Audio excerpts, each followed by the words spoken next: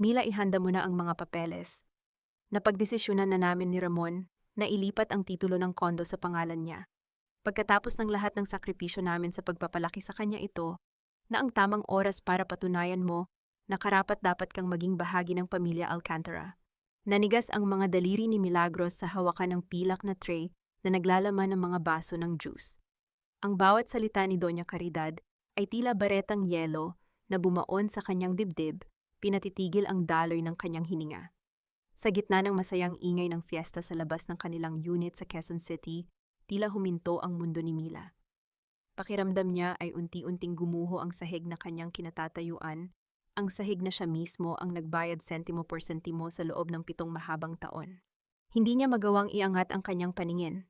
Sa kanyang isipan mabilis na naglakbay ang mga alaala ng bawat madaling araw na amoy harina, ang kanyang buhok mula sa bakery, at ang bawat gabi na namamaga ang kanyang mga mata sa pag-e-encode ng mga financial statement para sa 2 law office.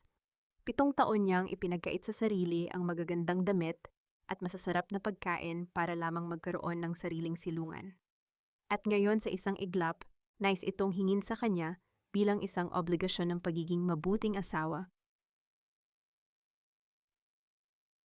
Mila, nakikinig ka ba? Magmano ka sa mama at magpasalamat ka dahil binibigyan ka niya ng pagkakataong maging bahagi ng aming dangal, utos ni Ramon. Ang boses ng kanyang asawa na dati ay puno ng tamis ngayon ay tila tuyo at walang malasakit. Dahan-dahang ibinaba ni Mila ang tray sa center table. Nanginginig ang kanyang mga tuhod, ngunit pinilit niyang humakbang palapit sa kanyang biyenan. Doña Caridad sat there like a queen on her throne, her face etched with a fake smile that didn't reach her cold eyes. Yumuko si Mila at kinuha ang kamay ng matanda. Mano po mahina niyang sambit. Habang nararamdaman ang kulubot na balat ng biyenan sa kanyang noo, parang may kung anong lason na dumaoy sa kanyang katawan. Hindi ito paggalang, ito ay pagpapasakop. Good girl, nakanggising sabi ni Doña Caridad, habang hinihimas ang buhok ni Mila na para bang hinahaplos ang isang asong sumusunod sa utos. Huwag kang mag-alala, Mila. Kapag nasa pangalan na ni Ramon ang kondo, hindi na kayo kailangang mag-alala sa kinabukasan. Ituturing na nating ancestral home ang lugar na ito. Doon na rin titira ang mga kapatid ni Ramon mula sa probinsya para hindi na sila mahirapan. Tila may bumara sa lalamunan ni Mila. Ancestral home. Ang bahay na binili niya gamit ang sarili niyang ipon ay gagawing tirahan ng buong angka ng mga Alcantara. Lumingon siya kay Ramon, naghahanap ng kahit katiting na pagtatanggol. Ngunit iniwas ng asawa ang kanyang tingin at nagkunwaring abala sa pag-aayos ng kanyang barong. Pero 7 taon ko pong pinaghirapan ang down payment nito. Ako po ang nagbabayad ng monthly amortization hanggang ngayon. Mahinang pagtutol ni Mila, ang kanyang boses ay nanginginig sa pagitan ng takot at hinanakit. Biglang nagbago ang ihip ng hangin. Ang ngiti sa mukha ni Doña Caridad ay napalitan ng isang mapang-uyat na tawa. Diyos ko, Ramon, nakikinig ka ba? Ang asawa mo sinusumbatan tayo sa pera? Ganyan ba ang itinuro sa iyo ng mga magulang mo, Mila? Ang maging madamot sa sarili mong pamilya. Mila, please, nakakahiya kay mama. Bulong ni Ramon habang lumalapit sa kanya. Hinawakan niya ang braso ni Mila, ngunit hindi ito hawak ng pag-ibig. Masikip ito, tila nagbabanta. It's just a title. Pangalan ko lang naman ang ilalagay. Is it really that hard to trust your own husband? O baka naman tama si mama na sarili mo lang ang iniisip mo. Narinig ang mahinang bungisngis mula sa pintuan. Naroon si Paloma, ang pinsan ni Mila, na itinuturing niyang kapatid kasama si Aling Marites, na kilalang mapanira sa kanilang barangay. Hawak ni Aling Marites ang kanyang cellphone, tila ninanamnam ang bawat segundo ng tensyon sa loob ng silid. Grabe naman, Mila. Akala ko ba mapagmahal kang asawa? Ang kondo semento lang yan, pero ang utang na loob mo sa pamilya Alcantara na tumanggap sa iyo, yan ang hindi mababayaran. Sabat ni Aling Marites, ang boses ay puno ng panggatong sa apoy. Mila, ganoon na ba talaga kababa ang tingin mo sa amin? Dagdag ni Paloma na may himig ng huwad na lungkot. Inalagaan ka namin noong nagkasakit ka, di ba? Ngayon lang kami humihingi ng pabor para sa seguridad ni Ramon, tumatanggi ka na. Napako ang tingin ni Mila sa isang maliit na crack sa pader malapit sa bintana. Naalala niya ang araw na pininturahan niya iyon nang mag-isa habang si Ramon ay nasa labas at nakikipag-inuman sa mga kaibigan. Ang bawat sulok ng unit na ito ay may kwento ng kanyang pagtitiis. Ang kanyang puso ay parang isang basong dahan-dahang nagkakabitak-bitak sa ilalim ng bigat ng kanilang mga salita. Hindi sa ganoon Paloma, pero walang pero-pero pagputol ni Doña Caridad, sabay tayo mula sa sofa. Lumapit siya kay Mila hanggang sa magkaharap ang kanilang mga mukha. Ang amoy ng mamahaling pabango ng matanda ay tila sumasakal kay Mila. Kung ayaw mong sumunod, huwag mong asahan na ituturing ka pa naming pamilya. Isang tawag ko lang sa barangay, sasabihin ko sa lahat kung gaano kakawalang puso sa iyong biyenan. Tandaan mo, Mila, sa mundong ito, ang babaeng walang respeto sa pamilya ng asawa ay walang puwang sa lipunan. Tumalikod ang matanda at naglakad patungo sa hapagkainan na puno ng handang pagkain para sa fiesta, na tila ba tapos na ang usapan at siya na ang nagwagi. Naiwan si Mila na nakatayo sa gitna ng sala, nararamdaman ng mga mata ng mga tao sa paligid na tila mga karayom na tumutusok sa kanyang balat. Ang ingay ng saya sa labas, ang tunog ng mga trumpeta at tawanan ng mga tao ay masakit sa kanyang pandinig dahil sa loob ng kanyang sariling tahanan, siya ay isang bilanggo. Lumingon si Ramon sa kanya bago sumunod sa kanyang ina. Huminto siya sandali at hinawakan ang pisngi ni Mila, ngunit ang kanyang dampi ay hindi nagbigay ng init. Nag-iwan ito ng bakas ng pangamba. Ayusin mo ang sarili mo, Mila. Maraming bisita ang darating mamaya. Huwag mo akong ipapahiya sa harap nila. Mahinang banta ni Ramon. And tomorrow we will go to the notary. Isipin mo na lang na pambayad mo ito sa lahat ng pagkukulang mo bilang asawa ko. Narinig ni Mila ang pagpihit ng seradura ng pinto habang papasok ang iba pang mga kamag-anak ni Ramon. Ang bawat tawanan nila ay tila mga hampas ng latigo sa kanyang likuran. Nanatili siyang nakatitig sa kanyang mga kamay, ang mga kamay na nagtrabaho ng husto, ang mga kamay na ngayon ay tila wala ng hawak na kahit ano. Isang butil ng luha ang pumatak sa kanyang pisngi, ngunit agad niya itong pinunasan. Hindi ito ang oras para umiyak. Sa ilalim ng kanyang nagluluksang puso, may isang maliit na kislap ng galit ang nagsisimulang mag-alab. Tiningnan niya ang kanyang cellphone na nakapatong sa counter, kung saan ang isang maliit na pulang ilaw ay tahimik na kumukurap. Ang security camera na itinago niya sa loob ng isang decorative vase ay kanina pa gumagana. Hindi niya alam kung hanggang kailan siya makakatagal, ngunit alam niya ang isang bagay: ang bawat salitang binitawan nila, ang bawat pananakot, at ang bawat pang-aapi ay naitala. Hindi ito ang huli.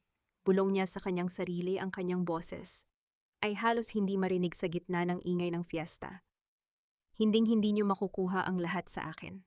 Dahan-dahan siyang naglakad patungo sa kusina para kumuha ng mas marami pang pagkain para sa mga bisita ng kanyang asawa. Ang bawat hakbang niya ay mabigat, tila may suot na kadena, ngunit ang kanyang mga mata ay unti-unting nawawalan ng takot. Sa labas, ang hiyawan ng mga tao ay lalong lumakas. Viva Viva, sigaw nila. Ngunit sa loob ng Unit 1502 ang tunay na digmaan ay kasisimula pa lamang. Isang digmaan kung saan ang sandata ni Mila ay hindi dahas, kundi ang katotohanang unti-unti niyang binubuo sa dilim. Habang inilalagay niya ang isang malaking platong pansit sa mesa, naramdaman niya ang matalim na tingin ni Doña Caridad mula sa kabila ng silid. Ang matanda ay nakikipagtawanan kay Aling Marites, tila ipinagmamalaki na ang kanilang plano ay nasa tamang landas. Mila, bakit ang tagal mo? Kulang na ng yelo rito, sigaw ni Ramon mula sa balkonahe. Huminga ng malalim si Mila. Ang hangin sa loob ng kondo ay tila nauubos na. Kailangan niyang makawala, kailangan niyang lumaban, ngunit kailangan muna niyang matutong maghintay. Ang sakit na nararamdaman niya ngayon ay magiging gasolina ng kanyang pagbangon. Hindi mo ba ako mahal, Mila, o baka naman mas mahal mo ang titulo ng kondo na ito kaysa sa pagsasama nating dalawa? Ang mga salitang iyon ni Ramon ay tila isang malambot na unan na may nakatagong patalim sa loob. Naroon sila sa loob ng kanilang silid, malayo sa ingay ng mga bisita sa labas, ngunit ang bigat ng hangin ay mas matindi pa kaysa sa ingay ng fiesta. Nakatayo si Ramon malapit sa bintana, ang kanyang likuran ay bahagyang nakakuba, pilit na nagpapakita ng pagiging biktima sa harap ng sarili niyang asawa. Hindi kumibo si Mila. Nanatili siyang nakaupo sa gilid ng kama, ang kanyang mga kamay ay mahigpit na nakakapit sa tela ng kumot. Ramon, alam mo kung gaano ko pinahalagahan ang pagsasama natin. Mahina niyang sagot, ang boses ay puno ng pagod. Pero bakit kailangang sa ganitong paraan? Bakit kailangang ipahiya niyo ako sa harap ng maraming tao para lang makuha ang gusto niyo? Lumapit si Ramon at lumuhod sa kanyang harapan. Hinawakan niya ang mga kamay ni Mila at tiningnan ito ng may mapang-akit na amo. Mila, makinig ka, para sa atin din ito. Si Mama matanda na siya. Gusto lang niyang makasiguro na ang lahat ng pag-aari natin ay mananatili sa pamilya. Hindi mo ba nakikita? Kapag nasa pangalan ko na ito, wala nang magtatanong, wala nang magbubulong-bulong na ikaw lang ang bumili nito. Magiging pantay na tayo sa paningin ng lahat. Isang mapait na ngiti ang sumilay sa mga labi ni Mila. Pantay. Pagkatapos niyang magtrabaho ng halos 20 oras sa isang araw, habang si Ramon ay nagpapalipat-lipat ng trabaho, dahil sa stress, ang paglilipat ng titulo ang gagawa sa kanila na pantay. Ito ang klasikong laro ni Ramon, ang paggamit ng pag-ibig bilang isang tanikala. Trust me, mahal ko, gawin mo lang ito para sa katahimikan ni Mama. Pagkatapos nito, pangako magiging maayos ang lahat. Magkakaanak na tayo, bubuo tayo ng pamilyang pinangarap mo. Dagdag ni Ramon, ang kanyang boses ay tila isang oyeyi na pilit na nagpapatulog sa hustisya sa loob ng puso ni Mila. Bago pa man makasagot si Mila, isang malakas na kalabog mula sa labas ng silid ang nagpatalon sa kanilang dalawa. Sinundan ito ng isang impit na tili mula kay Paloma. Ramon, si Mama, tulong. Mabilis na napatayo si Ramon at patakbong lumabas ng silid. Sumunod si Mila, ang kanyang puso ay kumakaba sa kaba at pagdududa. Sa gitna ng sala, nakahandusay si Doña Caridad, sa sahig ang kanyang kamay ay nakahawak sa kanyang dibdib at ang kanyang mukha ay tila namimilipit sa sakit. Mama, anong nangyari? Sigaw ni Ramon habang kinakarga ang ulo ng kanyang ina. Ang kondo, ang tigas ng ulo ni Mila. Hirap na sambit ni Doña Caridad, ang boses ay halos pabulong na, ngunit sapat na para marinig ng lahat ng mga bisitang naiwan. Ramon, baka hindi ko nakayanin. Ang sakit ng dibdib ko. Mila, tingnan mo ang ginawa mo, bulyaw ni Ramon sa kanyang asawa. Ang kanyang mga mata ay nanlilisik sa galit. Dahil sa pagiging madamot mo, pinapatay mo ang nanay ko? Masaya ka na ba? Napatigagal si Mila. Nakita niya ang pag-aalala sa mukha ng mga kapitbahay. Ang mga bulong ni Aling Marites ay tila mga bubuyog na kumakalat sa buong silid. Grabe naman si Mila, wala talagang utang na loob, sabi ng isang boses sa dilim. Pera lang, ipagkakait pa sa matandang nag-aagaw buhay. Sa gitna ng kaguluhan, habang abala ang lahat sa pagkuha ng tubig at pagtawag ng sasakyan, tumayo si Mila sa isang sulok. Mula sa kanyang pwesto, nakita niya ang isang bagay na nagpahinto sa kanyang mundo. Ang salamin sa dingding ay nakatapat sa anggulo ni Doña Caridad. Doon sa isang mabilis na saglit, nakita ni Mila ang pagdilat ng isang mata ng matanda. Walang bahid ng sakit, walang bakas ng hirap. Sa halip, isang mabilis na ngisi ang sumilay sa mga labi ni Doña Caridad bago ito muling pumikit ng mahigpit. Naramdaman ni Mila ang isang malamig na agos ng tubig sa kanyang likuran. Isang palabas. Ang lahat ng ito ay isang madugong teatro para lamang itulak siya sa bangin ng pagsuko. Hayaan niyo na muna ako rito sa tabi ni Mama, sabi ni Paloma habang inaalalayan si Doña Caridad patungo sa sofa.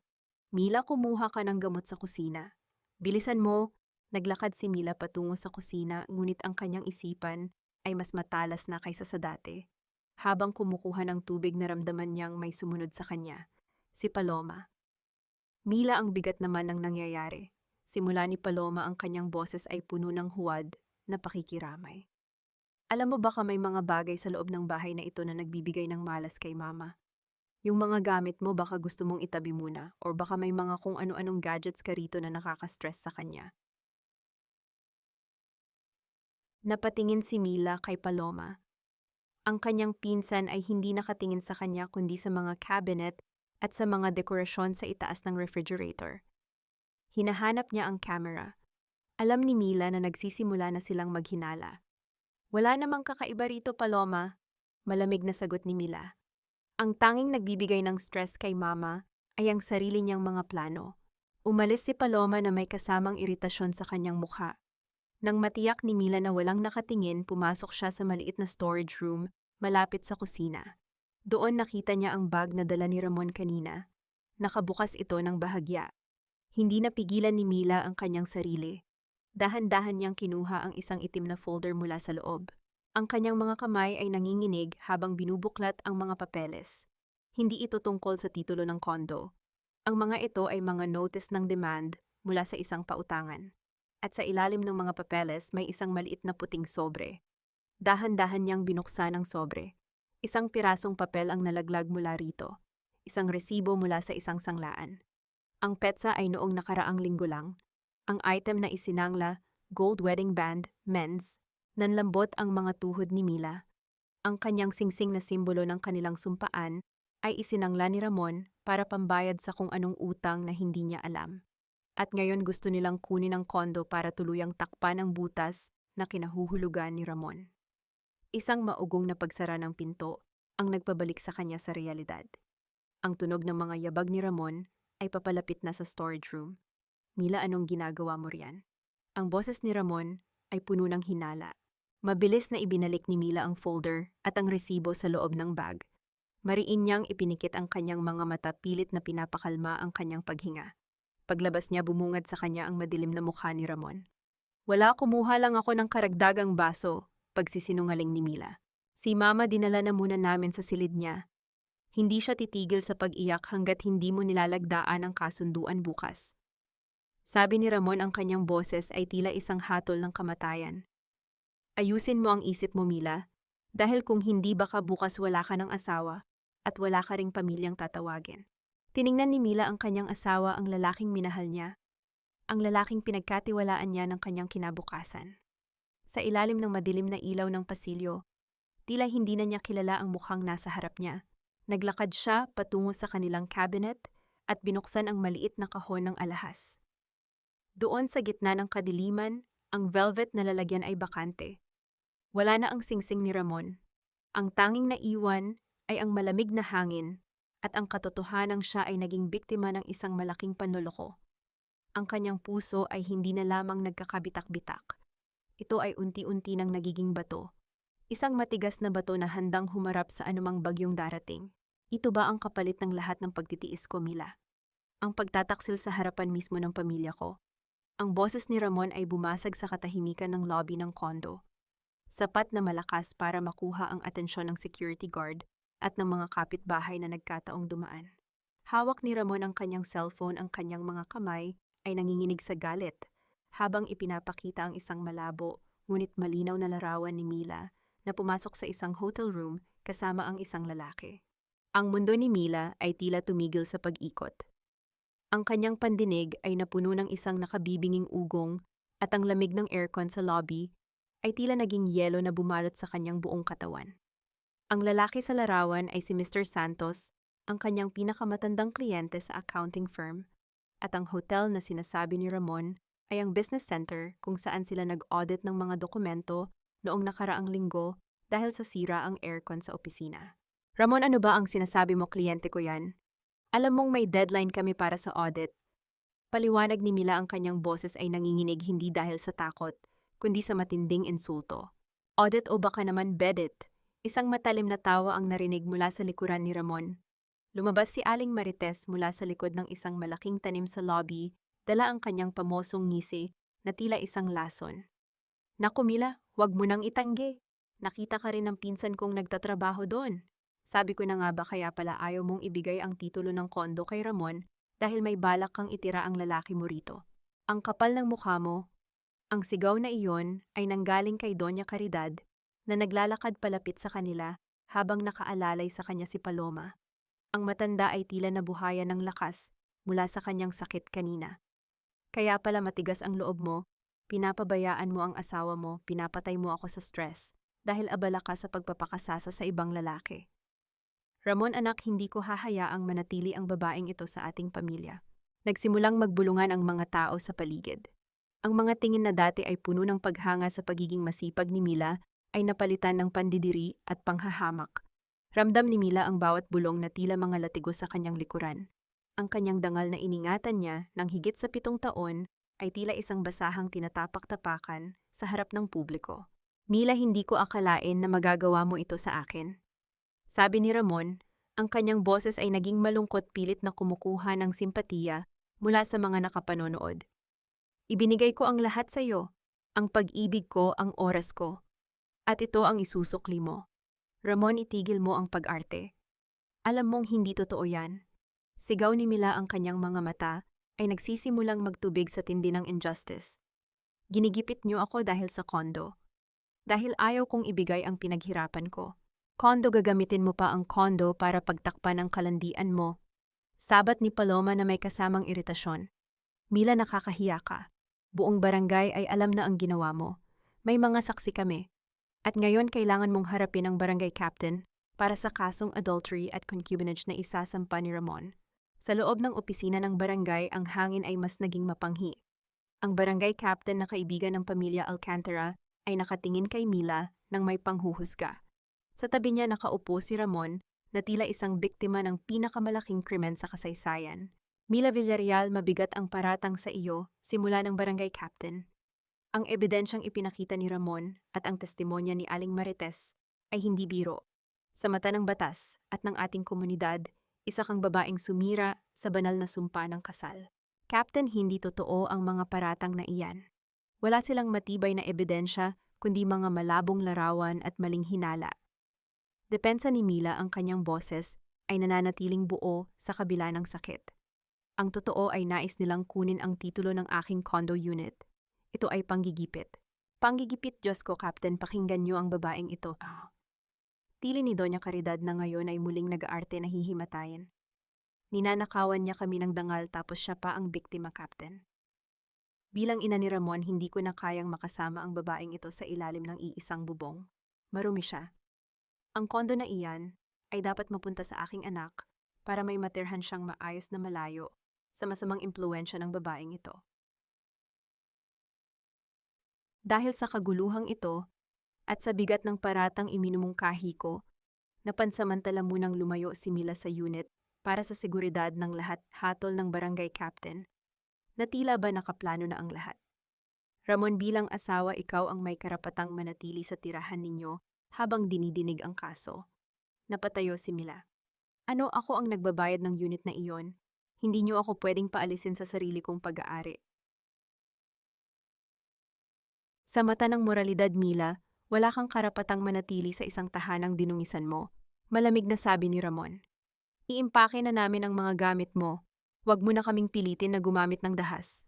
Nang makabalik si Mila sa hallway ng 15 palapag, ang kanyang puso ay halos tumigil sa pagtibok. Sa tapat ng pinto ng Unit 1502, nakita niya ang 3 malalaking itim na basurahan at 2 lumang vali. Ang kanyang mga damit, ang kanyang mga libro, at kahit ang kanyang mga personal na gamit ay nakakalat sa sahig ng koridor, tila mga basura na itinapon ng walang pakundangan. Naroon si Paloma nakatayo sa tabi ng pinto, hawak ang isang baso ng wine na kinuha pa sa bar ni Mila. "Oh, nandyan ka na pala, kinuha na namin ang mga mahahalagang gamit. Ang mga basurang ito, ikaw na ang bahalang magligpit." Lumapit si Mila sa pinto at sinubukang ipasok ang kanyang susi. Ngunit ang susi ay hindi man lang pumasok sa butas. Ang metal na bahagi ng seradura ay bago at makinang masyadong bago. Narinig ni Mila ang mekanikal na tunog ng pagpihit ng bagong seradura mula sa loob. Bumukas ang pinto ng bahagya at lumitaw ang mukha ni Ramon. Walang bakas ng lungkot sa kanyang mga mata, kundi isang madilim na tagumpay. "Sabi ko sa iyo, Mila, huwag mo akong hiyain. Ngayon wala ka nang babalikan," sabi ni Ramon, bago muling isara ang pinto ng marahas. Nanatili si Mila na nakatayo sa gitna ng hallway na papaligiran ng kanyang sariling mga gamit na itinapon sa labas. Ang bawat pinto ng mga kapitbahay ay sarado, ngunit nararamdaman niya ang mga mata nila sa likod ng mga peephole, nanonood sa kanyang pagbagsak. Ang katahimikan ng koridor ay mas masakit pa kaysa sa anumang sigaw. Tiningnan ni Mila ang kanyang mga kamay. Nanginginig ang mga ito, hindi dahil sa lamig, kundi dahil sa isang klase ng galit na hindi pa niya naramdaman sa buong buhay niya. Ang bawat patak ng pawis na ibinuhos niya para sa bahay na ito ay tila naging dugo na dumadaloy sa kanyang mga ugat. Dahan-dahan siyang yumuko at kinuha ang isang maliit na frame ng larawan mula sa sahig. Larawan nila ni Ramon noong bagong kasal pa lamang sila. Basag ang salamin nito at ang mga mukha nila ay tila nagkahiwalay dahil sa lamat. Hinawakan niya ito nang mahigpit hanggang sa ang matalim na piraso ng salamin ay bumaon sa kanyang palad. Hindi niya naramdaman ang hapdi ng sugat. Ang tanging nararamdaman niya ay ang matinding pagnanais na mabuhay at bumangon. Kinuha niya ang kanyang cellphone mula sa bulsa. May isang mensaheng dumating mula sa isang hindi kilalang numero. Alam ko ang totoo. Kung gusto mong bumawi, pumunta ka sa kanto ng Roxas Boulevard, sa tapat ng lumang bakery. Huwag kang magtatagal. Lumingon si Mila sa pinto ng kanyang kondo sa huling pagkakataon. Ang liwanag sa ilalim ng pinto ay nagpapahiwatig na nagsisimula na silang magsaya sa loob. Ang pamilyang turing niya ay kanyang ngunit naging mga anay na umubos sa kanyang pundasyon. Binitbit ni Mila ang isang vali, iniwan ang iba pang mga gamit sa koridor. Ang bawat hakbang niya palayo sa pinto ay tila isang pagbaklas sa kanyang lumang pagkatao. Sa bawat yabag ng kanyang sapatos sa malamig na tile ng hallway, isang sumpa ang nabubuo sa kanyang isipan. Hindi ito ang wakas ni Milagros Villarreal. Ito ang simula ng kanyang paniningil. Ang bawat patak ng ulan ay tila mga karayom na tumutusok sa aking balat, ngunit ang lamig na nanunuot sa aking buto ay hindi galing sa langit, kundi mula sa mga taong tinawag kong pamilya. Hindi alintana ni Milagros ang hagupit ng bagyo habang hila-hila niya ang isang maleta na sira na ang gulong. Ang tunog ng pagkayod ng plastik sa basang semento ay tila isang malungkot na awit na sumasabay sa bawat hikbi na pilit niyang pinipigilan. Ang kanyang suot na blusa ay basang-basa na at dumidikit sa kanyang katawan, ngunit mas ramdam niya ang bigat ng kawalang katiyakan. Sa bawat kanto ng Quezon City na kanyang nadadaanan, ang mga ilaw ng sasakyan ay nagmumukhang malalabong alaala ng isang buhay na ninakaw sa kanya sa loob lamang ng isang gabi. Huminto siya sa tapat ng lumang bakery kung saan siya nagtrabaho ng 7 taon. Ang amoy ng mainit na pandesal na dati ay nagbibigay sa kanya ng pag-asa ngayon ay nagdudulot lamang ng hapdi. Sumilong siya sa maliit na awning ng tindahan, nanginginig ang buong katawan. Aling Nena, pwede po bang makisilong muna? Tawag ni Mila nang makita ang matandang may-ari na nagliligpit ng mga paninda. Tumingin si Aling Nena kay Mila, ngunit sa halip na ang dating mainit na ngiti, ang nakita ni Mila ay isang malamig na pag-aalinlangan. Mila, narinig ko ang nangyari sa barangay. Ang sabi ni Aling Marites, pati raw ang mga gamit mo ay itinapon mo dahil sa galit mo sa asawa mo. Nakakahiya naman ang balitang iyon, lalo na't kilala ka rito. Hindi po totoo yun, Aling Nena. Sila ang nagtapon ng gamit ko.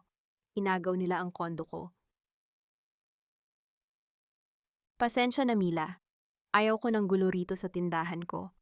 Baka kung ano pang isipin ng mga tao kapag nakita kang ganyan ang itsura, mabilis na sagot ng matanda bago ibinagsak ang metal na gate ng bakery. Ang tunog ng pagbagsak ng metal ay tila huling pinto na nagsara sa mukha ni Mila. Nanatili siyang nakatayo sa dilim habang ang ulan ay lalong lumalakas. Wala siyang matuluyan. Ang mga kaibigan niya ay biglang naging bingi sa kanyang mga tawag at ang mga kamag-anak niya sa probinsya ay malayo at walang kakayahang tumulong. Sa gitna ng kanyang kawalan ng pag-asa, naisip niya si Paloma. Baka napilitan lang siya, bulong ni Mila sa kanyang sarili, pilit na kumakapit sa huling hibla ng tiwala. Naglakad siya patungo sa maliit na apartment ni Paloma, ilang blok lang ang layo. Pagdating niya, nakita niyang bukas ang ilaw sa loob. Sisigaw na sana siya ng pangalan nito nang makita niya ang isang pamilyar na sasakyan na nakaparada sa labas ang lumang kotse ni Ramon. Dahan-dahang sumilip si Mila sa bintana. Doon sa loob ng mainit at tuyong silid, nakita niya si Paloma na nakikipagtawanan kay Doña Caridad habang kumakain ng litson na dala marahil mula sa tambo sa kanyang kondo. Si Ramon ay nakaupo sa sofa, hawak ang remote ng TV na tila wala siyang asawang itinapon sa ulan. Nakita ni Mila ang pag-abot ni Doña Caridad ng isang makapal na sobre kay Paloma. Ang ngiti sa mukha ni Paloma ay hindi mapagkakamali, ito ang ngiti ng isang taong nabayaran na ang katapatan. Ang huling piraso ng puso ni Mila ay tuluyan ng nadurog. Tumalikod siya at muling lumakad patungo sa kalsada, hindi na iniisip kung saan siya pupunta. Ang kanyang mga paa ay namamagana, at ang bawat hakbang ay tila paghatak sa isang mabigat na kadena. Pagdating sa isang madilim na bus stop, napaupo siya sa sementadong upuan. Sa kanyang tabi isang basang asong gala ang dahan-dahang lumapit. Kinuha ni Mila mula sa kanyang bulsa ang isang maliit na piraso ng tuyong tinapay na natira sa kanyang bag. Hinati niya ito at ibinigay ang kalahati sa aso. Pareho na tayong walang tahanan, di ba? Mahina niyang sambit habang ang kanyang mga luha ay sa wakas ay sumabay na sa agos ng ulan. Sa sandaling iyon ang kamatayan ay tila isang mas matamis na opsyon kaysa sa ganitong uri ng pagpapakasakit. Isang marangyang itim na sasakyan ang dahan-dahang huminto sa tapat ng bus stop. Ang mga headlight nito ay nagbibigay ng nakasisilaw na liwanag sa madilim na kalsada. Bumukas ang pinto sa likuran at isang pares ng makinang na sapatos na may mataas na takong ang tumama sa basang semento. Isang babaeng nakasuot ng maayos na business suit, hawak ang isang itim na payong ang lumapit kay Mila. Milagros Villarreal. Ang boses ng babae ay matapang pormal, ngunit may kakaibang tono ng pagkilala sa sakit. Inangat ni Mila ang kanyang ulo. Ang babae ay tila nasa huling bahagi ng kanyang 30. Ang kanyang mukha ay matulis at ang kanyang mga mata ay tila nakakakita ng mga bagay na itinatago ng iba. Sino po sila, Santa? Tanong ni Mila, ang kanyang boses ay paos at halos mawala na. Ako si Ines, isang abogadong sagot ng babae habang tinitingnan ang hitsura ni Mila. Hindi siya nagpakita ng awa kundi isang klase ng respeto na tila nakikita niya ang isang mandirigmang sugatan. Alam ko ang ginawa sa iyo ng pamilya Alcantara at alam ko rin na wala kang matutuluyan ngayong gabi. Paano niyo po nalaman? Astakits to amakipo patata. Isang mapait na ngiti ang sumilay sa mga labi ni Ines. Dahil ang pamilyang nanakaw sa iyo ng lahat ay ang parehong pamilyang pumatay sa aking ina nang walang pakundangan. Matagal na kitang pinagmamasdan, Mila. Naghihintay lang ako na mapagtanto mo na ang pagsasakripisyo para sa mga anay ay hinding-hindi magbubunga ng isang matatag na tahanan. Inabot ni Ines ang kanyang kamay kay Mila. Tumayo ka riyan. Ang ulan ay para lamang sa mga taong sumusuko. At sa tingin ko hindi ka isa sa kanila. Nag-alinlangan si Mila. Nakita niya ang kislap ng hantiman sa mga mata ni Ines. May kung anong panganib sa babaeng ito, ngunit sa likod ng panganib na iyon ay ang tanging pagkakataon niyang mabuhay. Hinawakan ni Mila ang kamay ni Ines. Ang init ng palad nito ay tila isang kuryenteng nagpagising sa nananamlay na diwa ni Mila. Bakit niyo ako tinutulungan pa? Tanong ni Mila habang inaalalayan siyang tumayo. Dahil ang hustisya ay mas masarap kapag may kasamang kakampi, pasyade. Sagot ni Ines habang pinapayungan si Mila patungo sa sasakyan. Gusto mo bang bawiin ang lahat o gusto mo silang panoorin na mabulok habang ikaw ay muling bumabangon? Pumasok si Mila sa loob ng sasakyan. Ang amoy ng mamahaling leather at ang init ng heater ay tila isang ibang mundo. Lumingon siya sa bintana, nakita ang kanyang sariling refleksyon na madungis at basag ang pagkatao. Ngunit sa kanyang tabi si Ines ay kumuha ng isang dokumento mula sa kanyang bag. Bago tayo magsimula, kailangan mong malaman ang isang bagay, Mila, sabi ni Ines habang binubuklat ang isang ovang na larawan. Hindi lang ikaw ang biktima ni Doña Caridad. Ang unit na tinitirhan mo ngayon, diyan din namatay ang aking pag-asa noong bata pa ako. Magkasama nating gigibain ang kanilang kaharian pader sa pader, kasinungalingan sa kasinungalingan. Habang umaandar ang sasakyan palayo sa bus stop, naramdaman ni Mila ang isang kakaibang pakiramdam. Ang takot ay dahan-dahang napapalitan ng isang malamig at matalas na determinasyon. Tumingin siya sa kanyang mga sugatang palad. Ang ulan sa labas ay tila hindi na nakakatakot. Ito na ngayon ang maghuhugas sa kanyang nakaraan. Ano pong kailangan kong gawin? Tanong ni Mila, ang kanyang boses ay mas matatag na kaysa kanina. Inabot ni Ines ang isang itim na folder. Sa ngayon, matulog ka muna. Bukas magsisimula ang unang hakbang ng iyong pagbabalik. Pero babalaan kita, Mila. Sa sandaling simulan natin ito, wala nang balikan. Handa ka na bang maging kontrabida sa buhay ng mga taong umapi sa iyo? Huminga ng malalim si Mila. Handa na ako. Ang sasakyan ay naglaho sa gitna ng madilim na kalsada ng Quezon City. Dala ang isang babaeng nawalan ng lahat, ngunit nahanap ang kanyang pinakamahalagang sandata, ang galit na may kasamang plano. Tumingin ka sa labas, Mila. Mula rito sa itaas, ang lahat ng tao ay nagmumukhang maliliit na langgam. At ang mga langgam na yan, kapag tinapakan mo, walang nakikinig sa kanilang hiyaw, maliban kung ang langgam na yan ay marunong lumaban. Inabot ni Ines ang isang malinis na tuwalya kay Mila. Naroon sila sa loob ng isang moderno at halos malamig na unit sa isang mamahaling gusali sa Makati. Ang bawat kagamitan ay tila maingat na pinili, mula sa kulay abong sofa hanggang sa mga painting na abstract na tila sumisigaw ng tahimik na sakit. Malayo ito sa amoy ng bakery at sa ingay ng Quezon City na kinalakihan ni Mila. Salamat! Mahinang tugon ni Mila habang tinatanggap ang tuwalya. Bakit niyo po ako dinala rito? Sino po ba talaga kayo sa buhay ng mga Alcantara? Hindi agad sumagot si Ines. Naglakad siya patungo sa isang antigong aparador at kumuha ng isang bote ng wine, ngunit hindi siya uminom. Sa halip kinuha niya ang isang lumang itim na pitaka at inilabas ang isang larawang kupas na. Inilapag niya ito sa mesa sa harap ni Mila. Ang lalaking yan turo ni Ines sa isang lalaking nakasuot ng barong nakatayo sa tabi ni Doña Caridad sa isang lumang fiesta.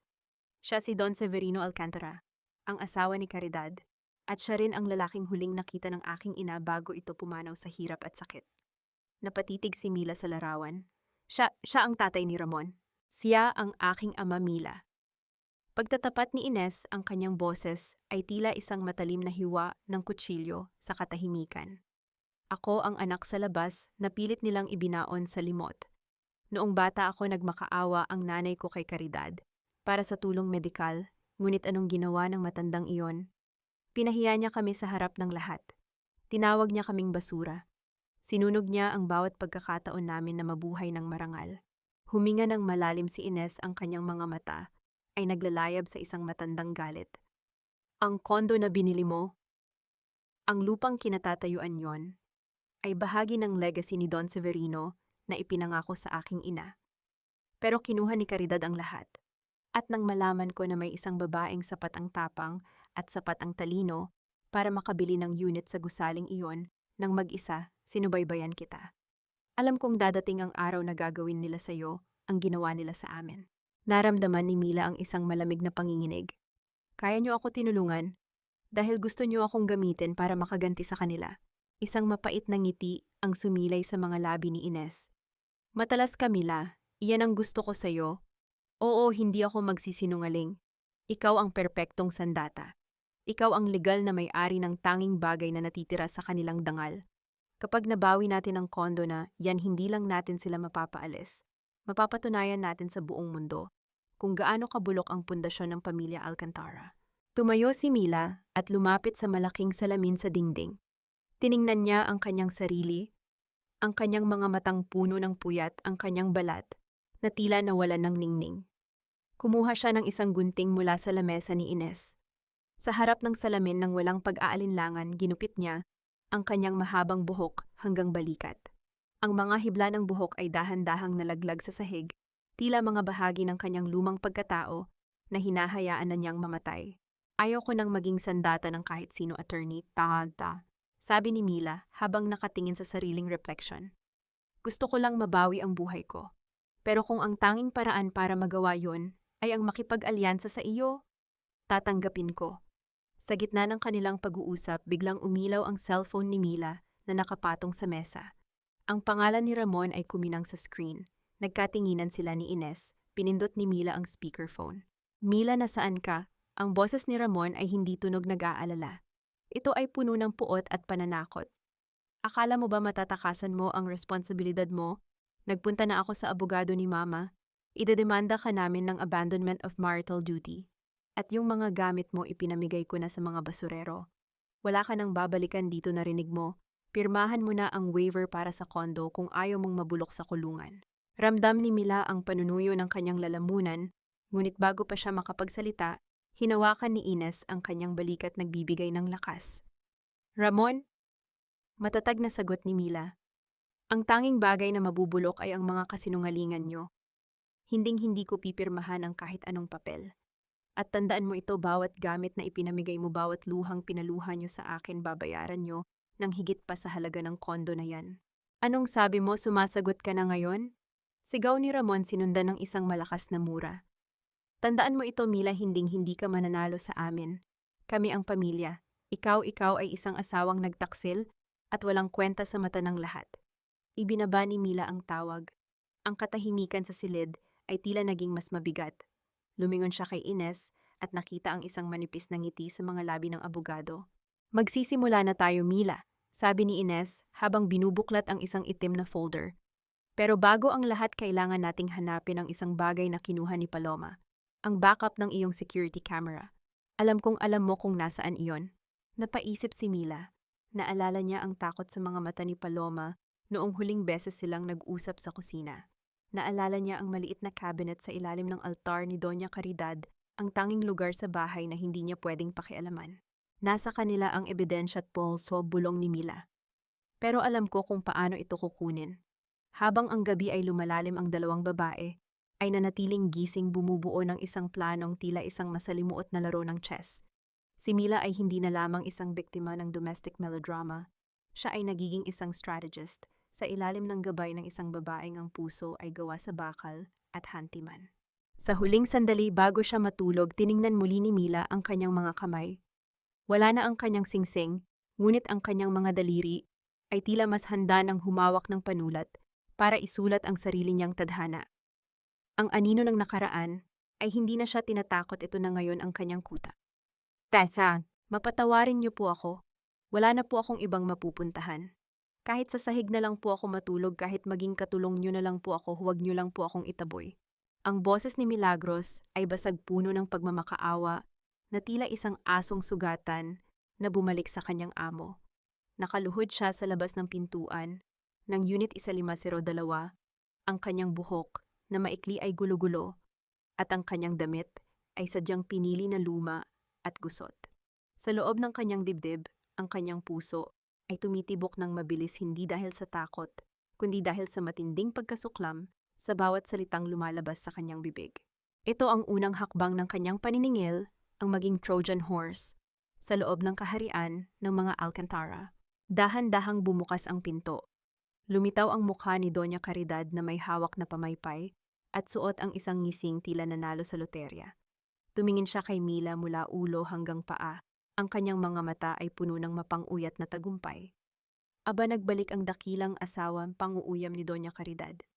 Akala ko ba ay matapang ka na? Akala ko ba ay kaya mo nang mabuhay nang wala kami? Bakit ngayon ay nagmamakaawa ka sa paanan ko? Nagkamali po ako. Nabulag po ako ng galit pagsisinungaling ni Mila habang nakayuko. Kailangan ko po ng matitirhan. Wala pong tatanggap sa akin dahil sa mga balitang kumakalat. Kayo lang po ang pag-asa ko. Lumabas si Ramon mula sa sala, may hawak na baso ng alak, at mayabang na nakatingin sa kanyang asawa. Nakikita mo ba yan, Mama? Sinabi ko na sa inyo, babalik din yan. Saan ba siya pupunta? Wala siyang diskarte sa buhay kung wala ako. Lumapit si Ramon kay Mila at hinawakan ng baba nito, itinaas ang kanyang mukha para magkatitigan sila. Gusto mong bumalik, sige. Pero tandaan mo, Mila, wala ka ng karapatan dito. Ikaw ang maglilinis, ikaw ang maglalaba, at ikaw ang magluluto para sa amin. At higit sa lahat, pipirmahan mo ang lahat ng papeles na ibibigay ko sa iyo. Maliwanag. Opo, Ramon, kahit ano po gagawin ko. Sagot ni Mila, ang kanyang mga mata ay nagpapakita ng huwad na pagsuko. Pinapasok siya sa loob ngunit hindi sa kanilang dating silid. Itinuro ni Doña Caridad ang maliit na espasyo sa tabi ng laundry area. Diyan ka matutulog. Ayaw kong madungisan ang mga kama namin ng isang babaeng may bahid ng dumi. Nagsimula ang bagong buhay ni Mila bilang isang alipin sa sarili niyang tahanan. Sa bawat araw na lumilipas, tinitiis niya ang mga masasakit na salita ni Doña Caridad at ang panggagamit ni Ramon. Ngunit sa ilalim ng kanyang pagpapakumbaba, ang kanyang mga mata ay laging gising. Pinagmamasdan niya ang bawat galaw nila, lalo na si Paloma na madalas bumisita at tila laging hindi mapakali. Isang hapon habang nagluluto si Mila ng paboritong sopas ni Doña Caridad, pumasok ang matanda sa kusina. Siguraduhin mong masarap yan, Mila. May mga bisita ako bukas. Ipakikita ko sa kanila kung paano ko napasuko ang isang matigas na ulo na tulad mo.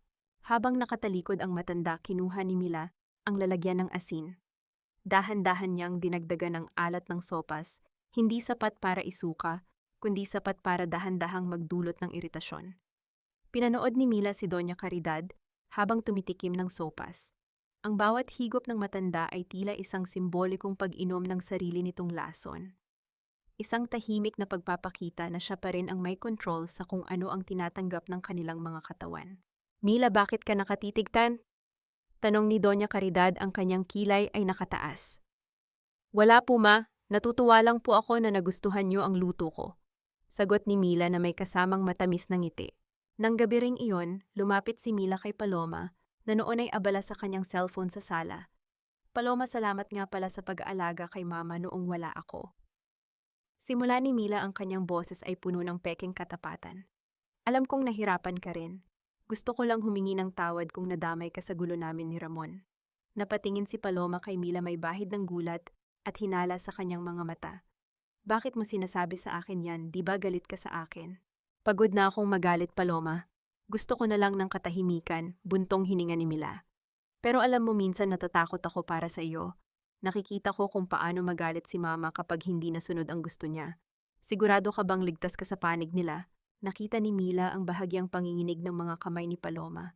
Ang hinala ni Mila ay tama, si Paloma ay hindi kasabwat dahil sa pag-ibig, kundi dahil sa takot o utang. Huwag mo akong takutin, Mila. Maayos ang trato sa akin ni Tita Caridad hanggat ginagawa ko ang trabaho ko. Sana nga, Paloma, sana nga, sabi ni Mila bago dahan-dahang lumakad palayo. Alam niyang nagtanim na siya ng binhi ng duda sa isipan ng kanyang pinsan.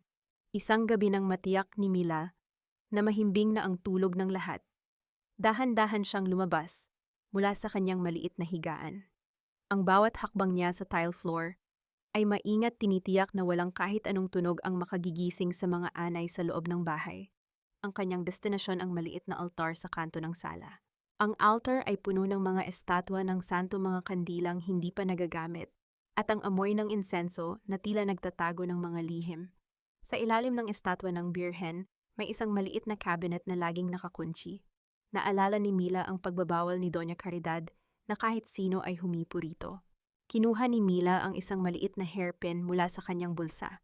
Sa ilalim ng gabay ng Ines, natuto siya ng ilang simpleng paraan ng pagbubukas ng mga lumang kandado. Pawis na pawis si Mila, ang kanyang puso ay tila gustong tumalon palabas sa kanyang lalamunan sa bawat mechanical na tunog ng metal sa loob ng seradura. Isang mahinang tunog ng pagbukas ang narinig. Bumukas ang maliit na pinto ng cabinet. Sa loob, sa tabi ng ilang lumang rosaryo, nakita ni Mila ang isang pamilyar na itim na bagay. Ang kanyang external hard drive. Ang backup ng lahat ng ebidensya na akala nila ay tuluyan na nilang naitago. Nanginginig ang mga kamay ni Mila habang inaabot ang hard drive. Ngunit bago pa man niya ito, tuluyang mahawakan, naramdaman niya ang isang malamig na presensya sa kanyang likuran. Ang liwanag mula sa pasilyo ay nagpakita ng isang mahabang anino na tumatakip sa altar. Anong ginagawa mo riyan, Mila? Ang boses ay kay Paloma. Nakatayo siya sa dilim, ang kanyang mukha ay hindi mabura ang takot at hinala. Hawak niya ang kanyang cellphone at ang liwanag nito ay direktang nakatutok sa mukha ni Mila. Nanigas si Mila. Ang hard drive ay nasa pagitan na ng kanyang mga daliri. Alam niyang sa isang maling galaw, ang lahat ng kanyang pinaghirapan ay mauuwi sa wala. Tumingin siya kay Paloma at sa pagkakataong ito hindi siya nagmakaawa. Ang kanyang mga mata ay nagpapakita ng isang klaseng tapang na ngayon lang nakita ng kanyang pinsan. Paloma, kailangan mong pumili. Mahinang sabi ni Mila, ang kanyang boses ay matatag sa gitna ng panganib. Sasama ka ba sa kanila sa pagbagsak o tutulungan mo akong itama ang lahat? Ang katahimikan sa loob ng kondo ay naging mas matindi. Ang tunog ng paghinga ni Paloma ay naging mabilis. Sa labas ang Quezon City ay tahimik, ngunit sa loob ng unit na ito, ang unang pader ng kaharian ng mga Alcantara ay nagsisimula ng magkaroon ng malaking lamat. Mila, lagyan mo ng yelo ang baso ng mga bisita. Huwag kang tatayo-tayo lang dyan na parang estatwa. Tandaan mo, pinalayas ka na namin pero pinabalik ka lang dahil sa awa ko. Ang utos ni Doña Caridad ay parang isang latigo na humahampas sa likuran ni Mila sa gitna ng mataong sala. Naroon ang lahat, ang mga kapitbahay mula sa 15 palapag, ang mga opisyal ng barangay at ang mga kamag-anak ng mga Alcantara na galing pa sa probinsya. Ang hangin sa loob ng unit 1502 ay puno ng amoy ng malutong na balat ng lechon at mainit na pansit, ngunit para kay Mila ang bawat hininga ay tila punong-puno ng alikabok at kapaitang sumasakal sa kanyang lalamunan. Si Paloma, na kanina pa nakatingin sa kanya mula sa gilid, ay nananatiling tahimik. Ang takot na nakita ni Mila sa mga mata nito kagabi ay hindi pa rin nawawala, ngunit ang katahimikan nito ang naging pasaporte ni Mila para makatayo pa rin sa silid na ito. Hindi siya isinumbong ni Paloma. Ang takot sa posibleng pagbagsak ay mas nanaig kaysa sa katapatan nito sa matanda. Opo, machat, mahinang sagot ni Mila habang bitbit ang isang timba ng yelo.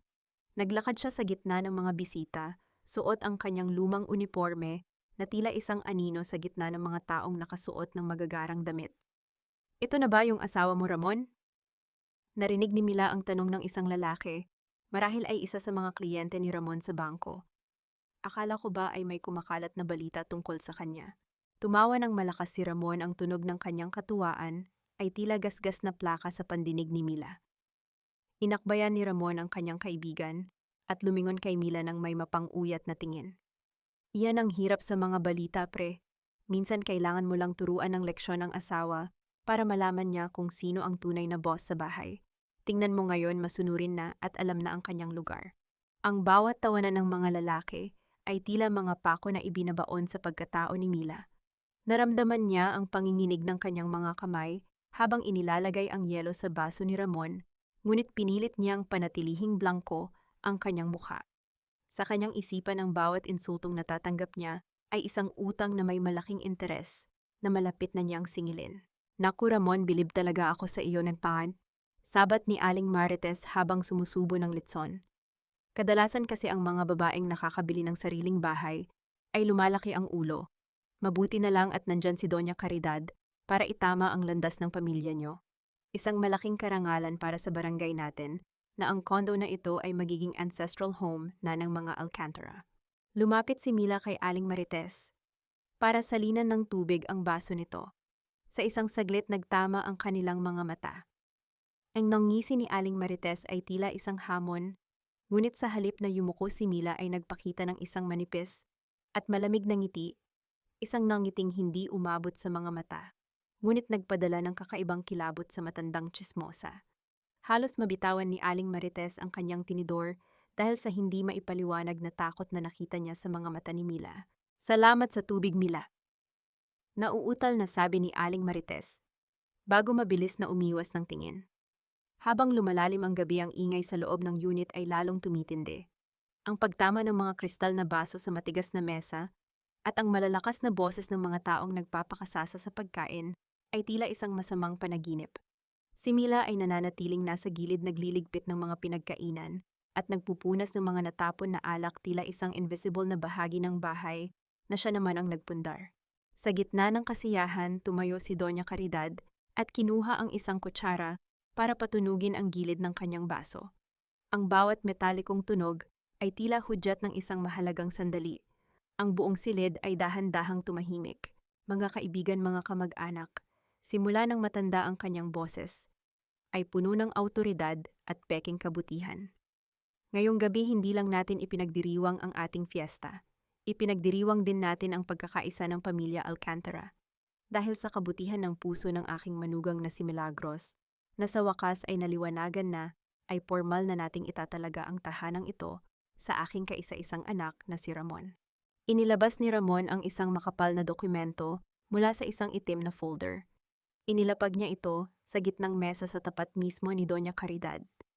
Ang puting papel ay tila kumikinang sa ilalim ng maliwanag na chandelier, tila isang kontrata sa kamatayan ng kalayaan ni Mila.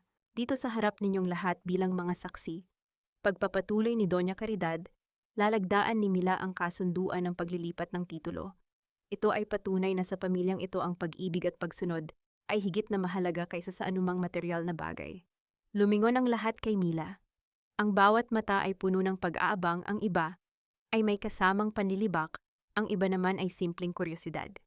Inabot ni Ramon ang isang mamahaling ballpen kay Mila. Ang kanyang mga mata ay nagbabanta, tila sinasabi na wala na siyang ibang pagpipilian kundi ang sumunod.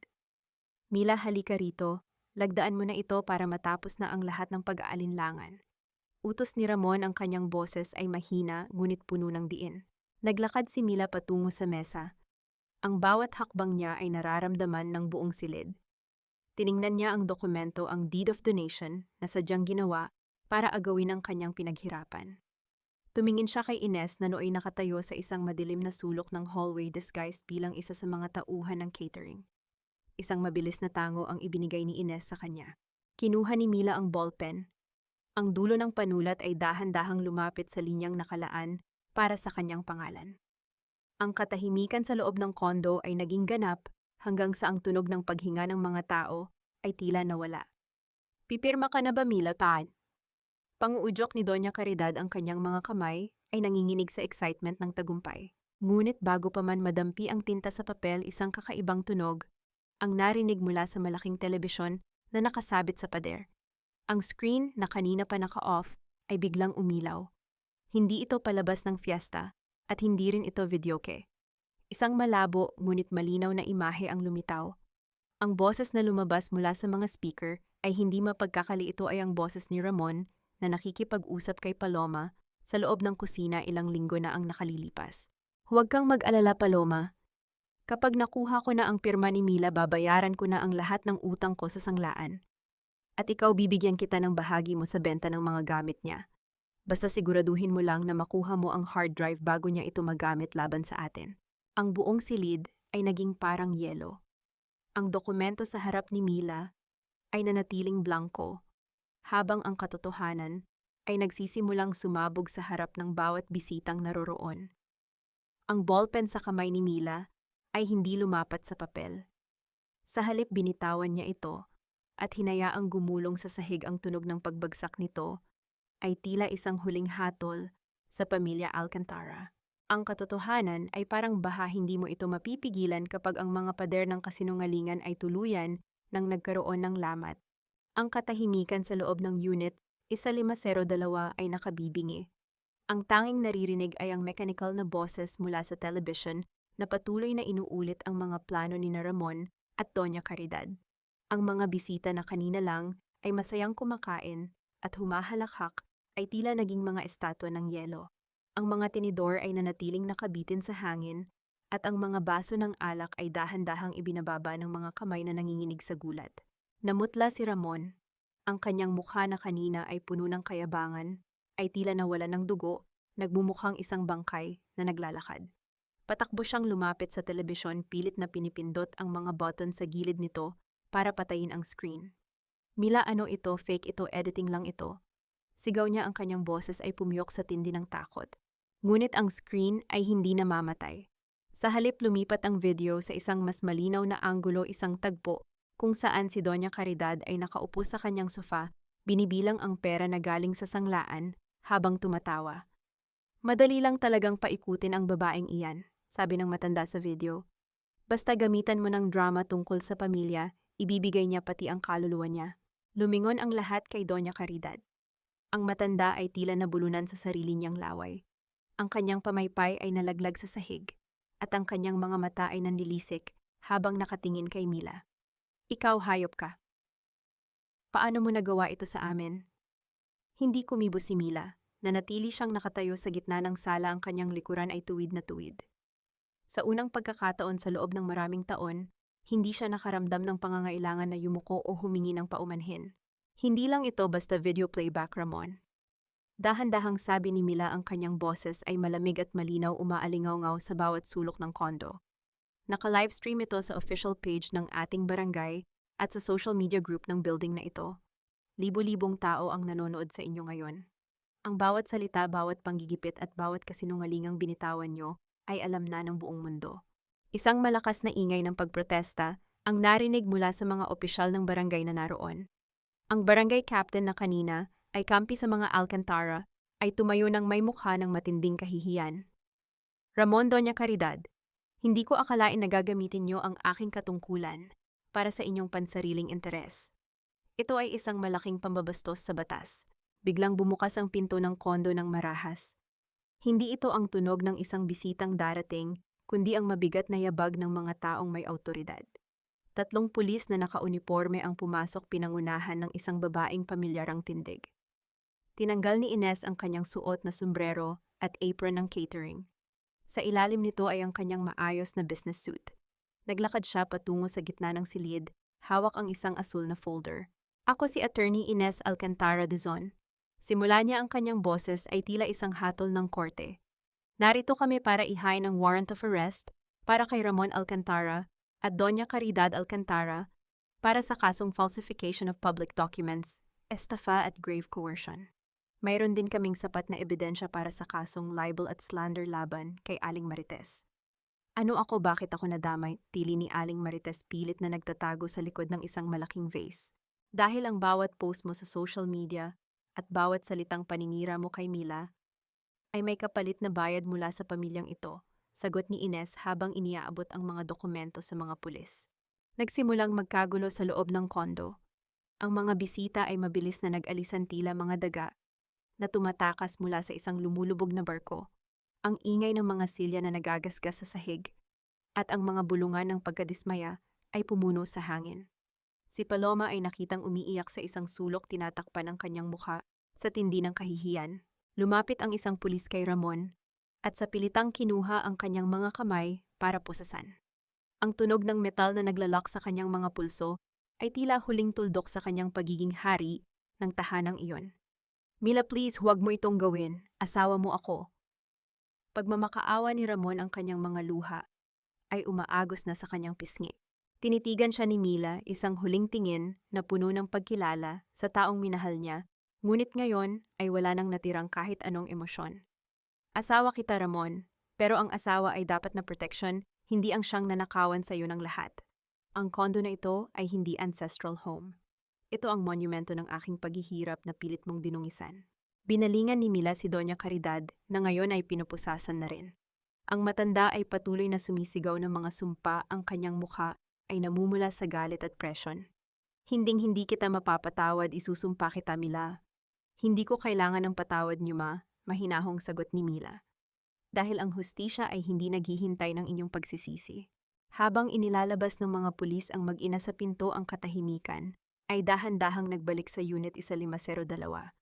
Naroon si Mila nakatayo sa gitna ng sala na puno ng mga kalat ng party, mga basag na baso na tapong pagkain at mga dokumentong wala ng silbi. Dahan-dahan niyang kinuha ang apron na suot niya kanina at binitawan ito sa sahig. Ang tela ay bumagsak ng walang tunog, tila ang huling bigat na nakadagan sa kanyang balikat ay tuluyan nang nawala. Inangat niya ang kanyang tingin sa malaking bintana kung saan tanaw ang mga ilaw ng lungsod. Lumapit si Ines sa kanya at hinawakan ang kanyang balikat. Tapos na, Mila, nakuha mo na ang nararapat para sa'yo. Huminga ng malalim si Mila. Ang hangin sa loob ng kondo ay tila naging malinis muli. Ngunit sa likod ng kanyang tagumpay, may isang kirot na nananatili, ang kirot ng pagkawala ng pamilyang akala niya ay totoo. Attorney, mahina niyang tawag. May isa pang bagay na kailangan nating gawin. Ano yon? Tiningnan ni Mila ang pintuan ng kondo na ngayon ay nakabukas na. Kailangan nating siguraduhin na ang mga pader na ito ay hindi na muling makakarinig ng mga kasinungalingan. Bago pa man makasagot si Ines, isang pamilyar na tunog ang narinig ni Mila mula sa labas ng hallway. Isang mabagal at matatag na tunog ng mga yabag ng sapatos. Isang lalaking nakasuot ng maayos na polo, may dalang isang bundle ng mga papeles. Ang huminto sa pintuan. Hindi ito si Ramon at hindi rin ito ang mga pulis. Milagros Villarreal, tanong ng lalaki. Sino po sila? Ako ang kinatawan mula sa bangko. Narito ako para dalhin ang formal na notice ng foreclosure para sa unit na ito. Nanigas si Mila. Ang tagumpay na kanina lang ay hawak niya ay tila biglang nabahira ng isang bagong panganib. Lumingon siya kay Ines na ang muka ay nagpakita rin ng matinding gulat. Ang lihim na utang ni Ramon ay mas malalim pa kaysa sa inaasahan nila. Mrs. Villarreal, paumanhin po, ngunit mayroong 6 na buwang hindi nababayarang amortization ang unit na ito. Dahil sa laki ng pagkakautang at sa mga penalty na pilitan ng bangko na ilagay ito sa foreclosure status. Ang bawat salita ng lalaking taga-bangko ay tila mga tipak ng yelo na bumabagsak sa balat ni Mila. Ang papel na hawak nito, puti, malamig at formal, ay tila mas matalas pa kaysa sa anumang kutsilyo. 7 taon. 7 taon ng pagtitipid ng mga gabi, nakapilang ang hapunan, at ng mga umagang bago pa sumikat ang araw, ay nasa bakery na siya. Ang lahat ng iyon ay tila naging abo sa harap ng isang dokumentong nagsasabing hindi na kanya ang tanging mundong itinayo niya. Naramdaman ni Mila ang panghihina ng kanyang mga tuhod. Napahawak siya sa sandalan ng sofa, ang kanyang mga daliri ay bumaon sa tela habang ang kanyang paningin ay nagsisimulang lumabo. Bakit, paanong nangyari ito? Gayong siya mismo ang naghuhulog ng pera sa account na pinagkukunan ng bayad. Paanong nagkaroon ng utang? Nauutal na tanong ni Mila. Ako ang nagbabayad nito buwan-buwan.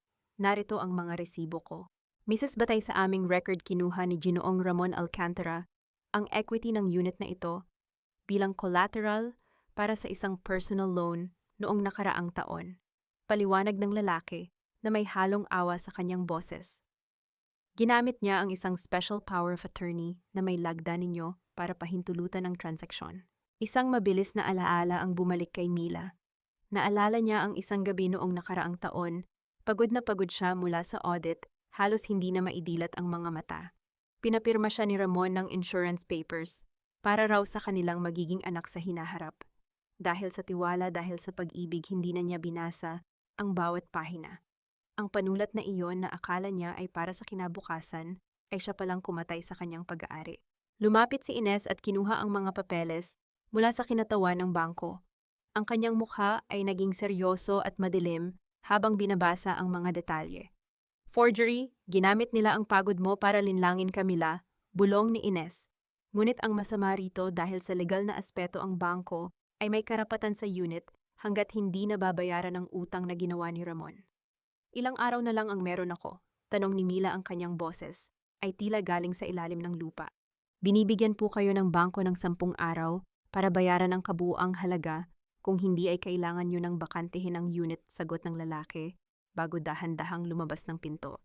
Ang katahimikan sa unit 1502 ay mas masakit pa kaysa sa anumang sigawan.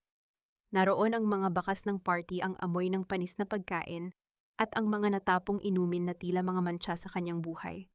Lumingon si Mila sa paligid. Ang bawat dingding, ang bawat kurtina, ang bawat piraso ng muebles ay may bahagi ng kanyang kaluluwa. At ngayon may 10 araw na lang siya para magpaalam. Hindi ko hahayaang mangyari ito, Mila. Sabi ni Ines, ang kanyang mga mata ay naglalayab sa determinasyon. Pupunta tayo sa presinto. Kailangan nating kumprontahin si Ramon. Kailangan nating malaman kung nasaan ang perang kinuha niya. Sa loob ng madilim at mabahong pasilyo ng presinto, ang amoy ng luma at kalawang ay nanunuot sa ilong ni Mila. Naririnig niya ang mga malalakas na boses ng mga bilanggo at ang tunog ng mga bakal na rehas na isinasara. Sa likod ng isang mesa nakaupo si Ramon. Wala na ang kanyang kayabangan. Ang kanyang barong ay gusot-gusot, ang kanyang mukha ay madungis, at ang kanyang mga mata ay puno ng takot. Mila, ilabas mo ako rito. Pagsamo ni Ramon nang makita ang kanyang asawa. Pilit lang ako ni Mama.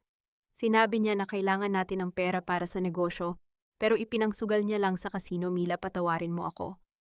Saan mo dinala ang pera, Ramon? Malamig na tanong ni Mila, ang kanyang mga kamay ay nakakuyom sa ibabaw ng mesa. Dahil sa iyo mawawalan ako ng bahay. Dahil sa iyo ang 7 taon ng buhay ko ay nawala. Wala na ang pera. Iyak ni Ramon, ang kanyang mga luha ay tumutulo sa madungis na mesa. Natalo ang lahat. Pinagbantaan ako ng mga pinagkakautangan ko kaya napilitan akong isanla ang kondo.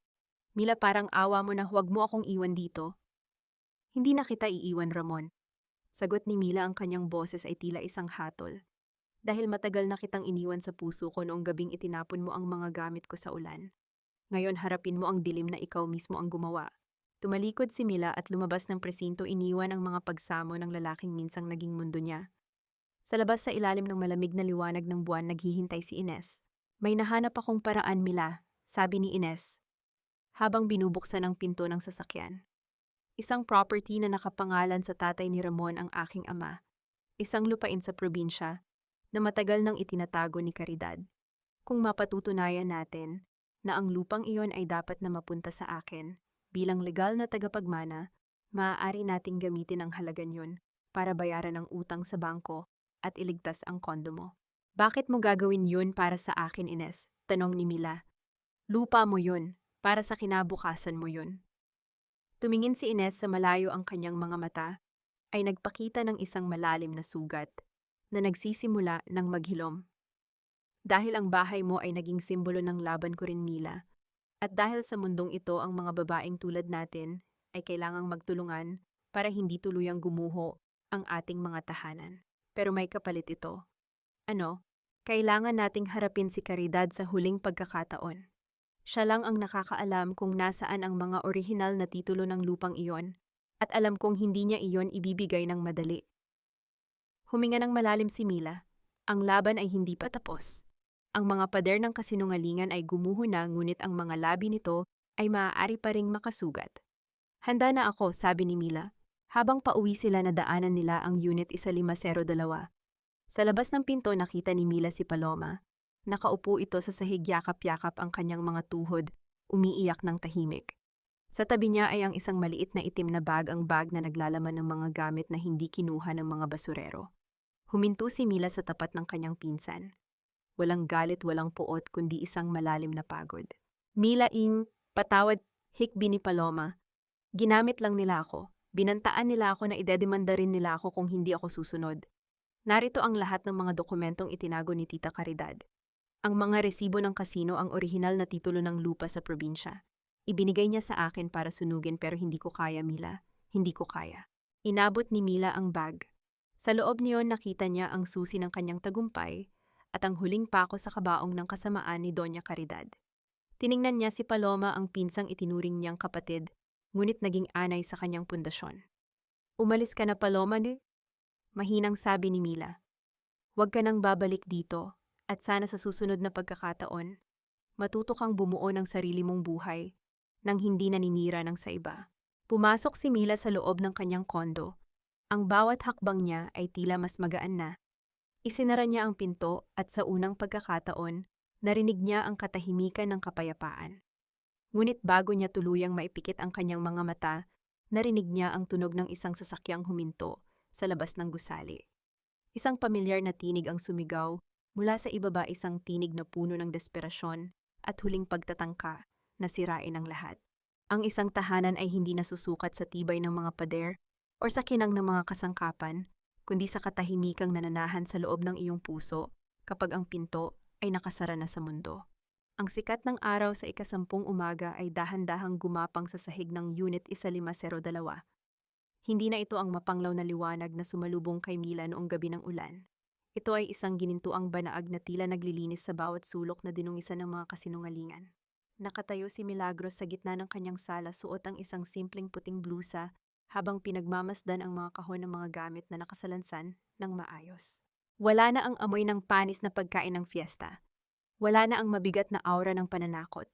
Ang tanging nananatili ay ang bango ng bagong luto na pandesal mula sa munting oven na binili niya kamakailan, isang amoy na nagpapaalala sa kanya kung saan siya nagsimula at kung gaano kalayo na ang kanyang narating. Bumukas ang pinto nang walang kahirap-hirap. Pumasok si Ines, hawak ang isang makapal na brown envelope. Ang kanyang mukha ay hindi na kasing talas ng dati. May isang klase ng kapayapaan na sumilay sa kanyang mga mata habang tinitingnan ang kanyang kliyente, ang kanyang kaibigan, ang kanyang kasangga. Attorney, anong balita? Tanong ni Mila, ang kanyang boses ay kalmado, wala na ang panginginig ng kawalan ng pag-asa. Inilapag ni Ines ang dokumento sa mesa. It's official, Mila. Ang bangko ay nag-issue na ng release of mortgage. Ang lupain sa probinsya na ibinigay ni Paloma ay sapat na para bayaran ang lahat ng utang na ginawa ni Ramon. Ang unit na ito, sa iyo na uli ito. Malinis, walang utang at higit sa lahat wala ng anino ng mga Alcantara. Huminga ng malalim si Mila. Ang bawat hibla ng kanyang bagong gupit na buhok ay tila sumasabay sa gaan ng kanyang nararamdaman. Salamat, Ines. Hindi ko alam kung paano kita mababayaran. Nabayaran mo na ako, Mila. Sagot ni Ines habang nakatingin sa malayo. Nang makita ko ang mukha ni Caridad sa loob ng korte, habang binabasa ang sentensya, doon ko naramdaman na sa wakas nahanap ko na rin ang sarili kong tahanan. Hindi na ako ang anak sa labas na nagtatago sa dilim. Ako ang abogadong nagpabagsak sa kanilang kasinungalingan. Sa labas ng gusali, ang ingay ng Quezon City ay patuloy na umaalingaw-ngaw, ngunit sa loob ng unit na ito, ang kapayapaan ay tila isang banal na kumot. Isang mahinang katok ang narinig mula sa pinto. Pumasok si Lolo Cardo, ang matandang kapitbahay, na laging nagbibigay ng matatamis na ngiti kay Mila noong mga panahong hirap na hirap siya. May dala siyang isang maliit na paso ng halaman, isang mayabong na peace lily. Para sa iyo, Mila, sabi ng matanda. Ang mga halaman ay tulad ng pag-ibig. Kapag inalagaan mo ang tamang puno, mamumulaklak ito ng kapayapaan. Ang nakaraan ay pataba na lamang para sa mas matibay na bukas. Tinanggap ni Mila ang halaman at inilagay ito sa tabi ng bintana. Salamat po, Lolo Cardo. Malaking bagay po ito para sa akin. Narinig ko rin ang balita, dagdag ni Lolo Cardo. Sabi ni Aling Marites, nakita raw niya si Paloma na sumasakay ng bus pa probinsya. Mukhang nagsisisi na ang bata. At si Ramon, well, ang sabi nila ay doon na siya magdiriwang ng susunod na fiesta sa loob ng rehas. Kinuha ni Mila ang isang maliit na kahoy na signboard na siya mismo ang nag-ukit noong nakaraang gabi. Dahan-dahan siyang lumapit sa pintuan ng kanyang kondo. Sa tapat ng pinto sa ilalim ng numero ng unit isinabit niya ang karatula, Milagros Refuge, a place of truth. Hinaplos niya ang bawat letra ng kanyang pangalan. Ito ang kanyang pagkatao. Ito ang kanyang tagumpay. Hindi na siya ang asawang pwedeng apakan. Siya na ngayon ang babaeng handang magbukas ng pinto para sa iba pang mga kababaihan na nakakaranas ng parehong panggigipit. Kailan mo sisimulan ang finance workshop mo? Tanong ni Ines habang tinitingnan ang mga upuang inihanda ni Mila sa dining area. Bukas na bukas din, sagot ni Mila ng may determinasyon. Gusto kong malaman ng bawat babae sa barangay na ito na ang pagkakaroon ng sariling pera at kaalaman sa batas ay hindi kasalanan. Ito ay sandata para hindi na sila kailanman maging biktima ng utang na loob na gawa-gawa lamang. Habang lumulubog ang araw nagpaalam na sina Ines at Lolo Cardo. Naiwan si Mila sa gitna ng kanyang sala. Naglakad siya patungo sa balkonahe at tiningnan ang malawak na Quezon City. Ang mga ilaw ng sasakyan ay tila mga bituin sa lupa, nagpapaalala sa kanya na ang bawat tao ay may kanya-kanyang laban. Kinuha niya ang kanyang cellphone at tiningnan ang isang lumang mensahe mula kay Ramon na hindi pa niya nabubura. Wala kang kwenta kung wala ako. Sa unang pagkakataon, hindi naramdaman ni Mila ang sakit o galit. Sa halip isang malakas na tawa ang kumawala sa kanyang dibdib, isang tawa ng paglaya. Pinindot niya ang delete button. Ang bawat titik ng mensahe ay naglaho kasama ang lahat ng lason na itinanim nito sa kanyang isipan. Dahan-dahan siyang pumasok sa loob at kinuha ang susi ng kondo. Naramdaman niya ang malamig na metal sa kanyang palad. Dati ang susing ito ay tila isang mabigat na pasanin isang dahilan para siya ay saktan at lokohin. Ngayon ang susing ito ay simbolo ng kanyang kalayaan. Inilagay niya ang susi sa butas ng seradura at dahan-dahang ipinihit. Ang mechanical na tunog ng paglock ng pinto ay nagbigay sa kanya ng huling kumpirmasyon. Ang mundo ay nasa labas at siya ay ligtas sa loob. Ang huling sulyap ni Mila ay tumama sa kanyang kama kung saan malinis ang mga puting unan at mabango ang kumot. Walang ibang tao, walang gulo kundi ang presensya ng isang babaeng sa wakas ay natutong mahalin ang kanyang sarili ng higit sa sinuman. Mabuti na ang nag-iisa sa katotohanan kaysa kasama ang marami sa kasinungalingan, bulong niya sa hangin. Ang mga ilaw sa unit 1502 ay dahan-dahang namatay, ngunit ang liwanag sa loob ni Mila ay mananatiling naglalayab magpakailanman. Isang taon ang mabilis na lumipas na tila mga pahina ng isang makapal na libro na dahan-dahang binubuklat ng hangin. Para kay Milagros Villarreal, ang bawat segundo ay hindi na isang pabigat, kundi isang regalong kusa niyang binubuksan tuwing umaga. Nakatayo si Mila sa balkonahe ng Unit 1502, pinagmamasdan ng unti-unting paglubog ng araw na nagbibigay ng kulay kahel at lila sa kalangitan ng Quezon City. Malayo na ang narating ng babaeng nanginginig sa ulan noong gabing yon. Ngayon ang kanyang mga mata ay wala ng bakas ng takot. Sa halip mayroon itong ningning ng isang taong nahanap na ang kanyang tunay na hilaga. Ang Unit 1502 ay hindi na lamang isang kondo. Ito ay naging isang kanlungan. Sa bawat Sabado ang kanyang dining table ay napupuno ng mga kababaihan, mga nanay, mga asawa, at mga dalagang nais matutong humawak ng sariling pera at tumayo sa sariling mga paa. Pinapanood ni Mila ang kanilang mga mukha habang ipinapaliwanag niya ang kahalagahan ng pag-iimpok at ang mga karapatan ng isang babae sa ilalim ng batas. Sa bawat matagumpay ng ngiti nila, nararamdaman ni Mila na ang bawat patak ng kanyang luha noon ay nagbunga ng isang malawak na karagatan ng pag-asa para sa iba. Sa loob ng isang taon, marami ang nagbago. Nakatanggap siya ng balita na si Doña Caridad ay dahan-dahang nanghihina sa loob ng pasilidad, kung saan siya nakakulong, patuloy pa ring isinisigaw ang mga pader ng kanyang nakaraang kapangyarihan na wala nang nakikinig. Si Ramon naman ay pilit na nakikipag-ugnayan sa kanya, humihingi ng tawad at nangangako ng pagbabago, ngunit ang bawat sulat nito ay dahan-dahang inilalagay ni Mila sa shredder nang walang kahit anong emosyon. Hindi dahil sa puot, kundi dahil sa kawalan na ng puwang para sa mga anay sa kanyang bagong buhay. Mila, handa na ang kape. Tapos na ang huling session para sa araw na ito. Ang boses ni Ines ay nanggaling sa loob ng sala.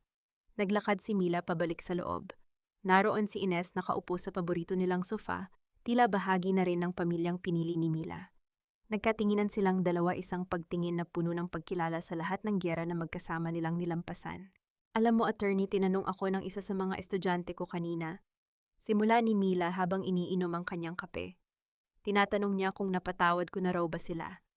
At anong sinagot mo? Tanong ni Ines, ang kanyang kilay ay bahagyang nakataas. Sabi ko, ang pagpapatawad ay hindi laging nangangahulugan ng pagbabalik sa dati. Mahinahong sagot ni Mila. Napatawad ko na ang aking sarili sa pagpapahintulot na masaktan ako ng ganoon katagal. At napatawad ko na sila ng sapat para hindi na sila maging bahagi ng aking bawat paghinga.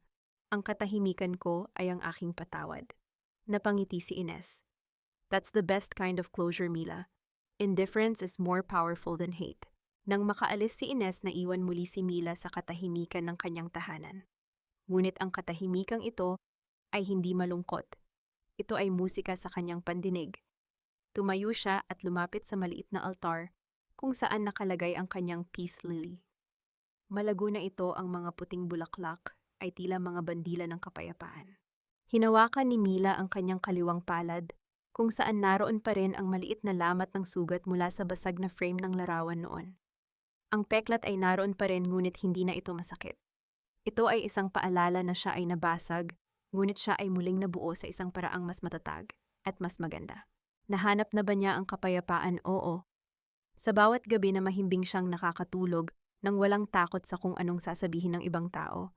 Sa bawat umaga na kaya niyang tingnan ang kanyang sarili sa salamin at sabihing, sapat ka. Ano ang aral na iniwan ng kanyang paglalakbay? Ang isang tahanan ay hindi kailanman dapat maging isang bilangguan sa ngalan ng obligasyon. Ang pag-ibig ay hindi dapat maging dahilan para mawala ang iyong sarili. At ang pinakamahalagang titulo na maaari mong hawakan ay hindi ang titulo ng isang kondo, kundi ang titulo ng iyong sariling kaluluwa. Dahan-dahang lumapit si Mila sa pinto at siniguradong nakalock ito. Inangat niya ang kanyang tingin sa karatula sa labas ng unit, Milagros Refuge. Isang huling sulyap sa mga ilaw ng lungsod bago niya tuluyang ipikit ang kanyang mga mata. Ang kwento ni Milagros Villarreal ay hindi nagtapos sa isang masayang kasal, kundi sa isang masayang sarili. Ang syelo na ipinangako sa kanya ng iba ay nahanap niya sa loob ng kanyang sariling mga pader, sa katotohanan, sa respeto, at sa pag-ibig na hindi na muling hihingi ng kapalit na higit sa kanyang kayang ibigay. Ang gabi sa Quezon City ay tahimik, at sa Unit 1502, ang bawat panaginip ay malaya na.